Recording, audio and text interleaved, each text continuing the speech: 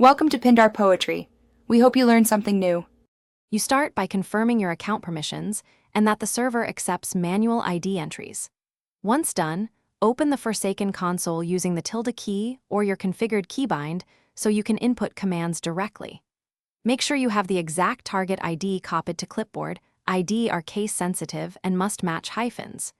You'll enter the command prefix first, so prepare to paste or type precisely.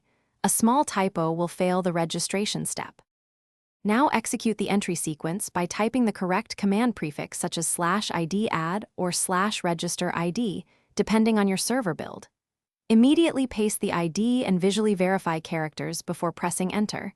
Mistakes are common with long alphanumeric strings. After submission, watch the console reply closely. Success messages confirm registration, while error codes tell you what to fix. If there's latency, wait a few seconds and don't resubmit instantly to avoid duplicate attempts. Finish by confirming the ID appears in your profile or the server's ID list. Once visible, you're done. If it didn't apply, stop and diagnose.